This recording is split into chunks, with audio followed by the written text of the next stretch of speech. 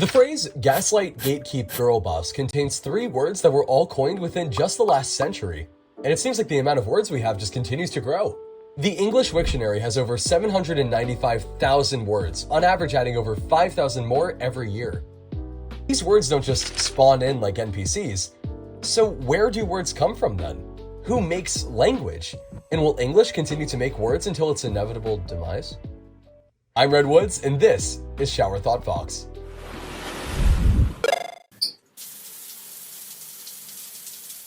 Words always have to start with someone, and there's a word we use to refer to those people.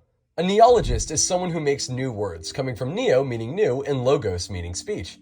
It's not a job or a profession. You can't major in neologism, because good luck making money with that degree. But in all seriousness, it's because anyone can make new words. Watch this. Caliban. I just coined a new word, and it sounds cool as hell.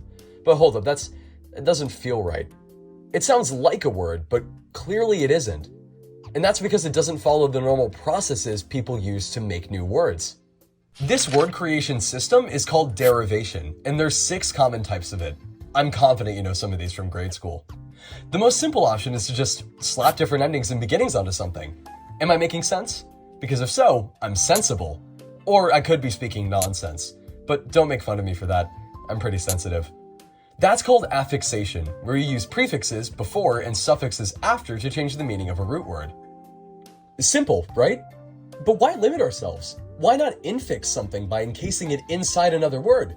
If you ask me, we absolutely should. Or circumfixation, where a prefix and a suffix come as a pair.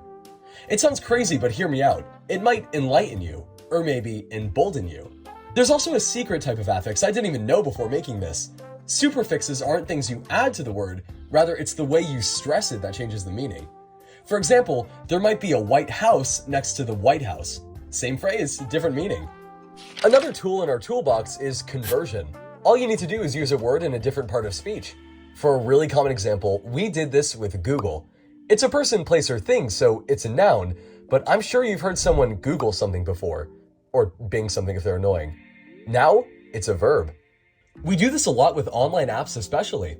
I can Uber to a friend's house party and Venmo them money for drinks, photoshopping the pictures I took there before snapping them. Like I said before, I'm sensitive. We can also convert people's names from nouns to other things. This happens a ton in science and business because they're both relatively new. Halley's Comet, the Doppler effect, whole units of measurement like the Newton, McDonald's, Ford, Adidas, even Subway is named after Frederick Subway. I'm kidding, I lied about the last one. Sometimes a word looks like it's a root and affix pair, but the root isn't a word on its own yet. Let's convert that too. Look at the word nonchalant. It looks a lot like non and chalant, so chalant must be its opposite. Though chalant isn't recognized as a word by most English dictionaries, we just used back formation to make it one. Boom, new type of derivation just dropped. Backforming takes a bit of linguistic thought though, and I'm kinda lazy. Is there a faster and easier way to make words for new concepts? Hell yeah there is, bro. Try compounding. If you have a glass house filled with greenery, why not call it a greenhouse? A smartphone, a toothbrush, and a whiteboard all sound exactly like what they are. A fun version of this is portmanteaus. Don't worry, it's way simpler than it sounds. It's when you take 2 words and smash them together into a new word instead of just stapling them. The meal between breakfast and lunch isn't called breakfast lunch, that would be stupid. It's called brunch. Smoky fog is smog. Botulinum toxin is Botox. And jean leggings should stay in the 2010s. They're called jeggings. Though there might be a meta to derivation, because there's one massive method I haven't mentioned yet. Stealing. Loan words are words taken from other languages. English loves these. Our dictionary is almost 80% loanwords from French, Latin, and other places. This is a bit misleading though because we use native Germanic words way more than most of the Latin ones we loan. We say things are foggy and bee-like, not brumous or apian, but still, we take words a lot. There's another type of loaning called a calque, and it's where we take a compound from another language and translate it word for word. For example, the German Wanderwort becomes Wanderword in English. Wander is wander, and Wort is word. By the way, a Wanderword is a loanword that spreads across a ton of languages. Sugar is a great example. The weird thing is, loanword is a calque of German Lehnwort, and calque is a loanword from French. Depending on the type of person you are, this is either funny or a bit frustrating. Or you just don't give a shit. The final way words get made is through what I classify as simplification, but these are all sort of their own unrelated things. Abbreviations can become words sometimes, like with laser, radar, and GIF, and nonce words are just words someone made up randomly. Kind of like I did with Caliban. Your teacher might yell at you for misspelling things, but misspellings are the heart of language evolution and a form of simplification. Misspellings turning into a new word connects phrases you would never think are related. Due to a ton of misspellings, Proto-Indo-European ske, to separate, became the Latin word scire, meaning to discern or separate one thing from another in your mind, which eventually turned into science. On the other hand, the word's Germanic path led it to Old English skitan, which became as in separating feces from your body. Science and are second cousins.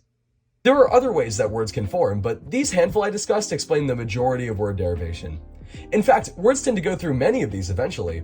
For example, day and dream are compounded into a daydream. With an affix, we can turn this into a daydreamer, or with conversion, we can turn it into a verb, to daydream. So, whenever you see a new word, it was probably made with one or more of these processes. Let's go back to our examples at the very start of the video. Gaslight is a conversion of a noun to a verb based on the 1938 play Gaslight, where a husband gaslights his wife into thinking their lights aren't dimming, even though he's dimming them, to drive her insane. Gatekeeping is a back formation of gatekeeper and a compound of gate and keep from around the 60s. It's pretty self-explanatory. Girl boss is even more recent, being coined in 2014 as a compound of girl and boss, obviously. But the thing is, now that we've covered the how, what about who?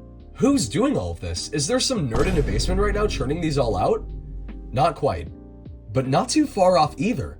While anyone can make words, there tends to be a few groups of people that coin words more than others. The most common historical example is writers. They've made so many words for the English language, it's kind of preposterous. The go-to example is, of course, Shakespeare, who added anywhere from 500 to 2,000 words to the English language. He is solely responsible for popularizing critic, eyeball, worthless, bet, cheap, flawed, torture, amazement, lonely, and so many more. Just Google it, honestly, it's shocking. We also got William Gibson with cyberspace, Sir Walter Scott with freelance, and Norman Mailer with factoid. When it comes to New English slang words, however, the source is different. It almost always comes from young people, and in recent history, a lot of American slang has come from cultural subgroups like Black American or queer communities. Words like lit, shook, finna, pressed, slay, ate, and queen are just a few examples of slang coming from these communities and entering general American English within the last few decades. I think it's also important to remember that these meanings come from these communities and aren't just trendy youth phrases, so I like to keep that in mind instead of thinking of a slang word as just dead or cringy. But on that topic, words can die too, no? I haven't heard anyone shout yeet since at least middle school. So while we've spent the video talking about the birth of words, just out of curiosity, what happens when our words die? Could English die through this? It's unlikely that English would die by us just not making words anymore. We coin and loan words every day. With around 5,000 words being added every year to Wiktionary, that's roughly 13 words a day. When's the last time you've done 13 of anything in a day? The same goes for other languages. They're all word creation powerhouses. So how do languages die, then? I think we should talk about language death.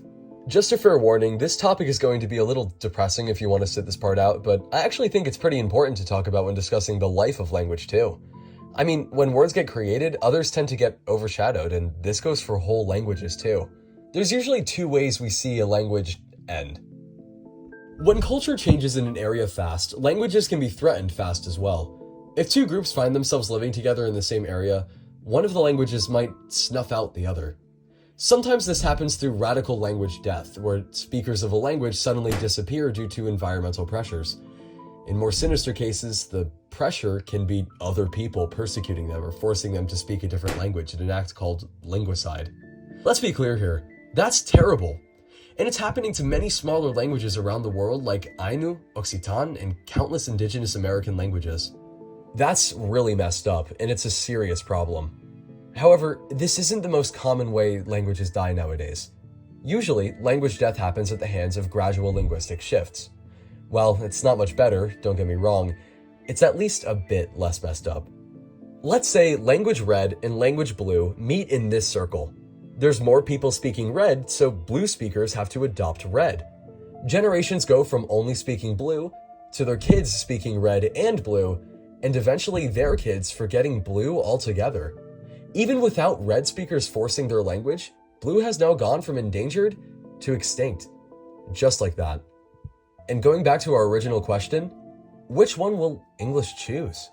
What's my language's fate? Beyond this point, I'm kind of making this all up, to be honest, but I'll give my reasoning and feel free to disagree in the comments. But personally, I doubt English will truly go extinct anytime soon. Over 15% of the world population can speak English to some extent.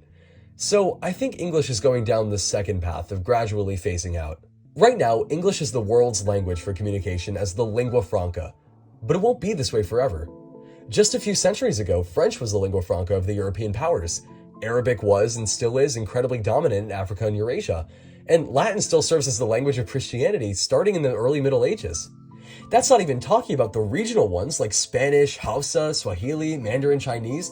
English is not the only language in the world. One is bound to claim power over English eventually. So, I think English won't be as powerful in the next centuries, but keep going. However, it'll probably be as unrecognizable as Shakespearean English is to us now. And so, I predict English will just split into new languages altogether. Not dying with a bang, but a whimper.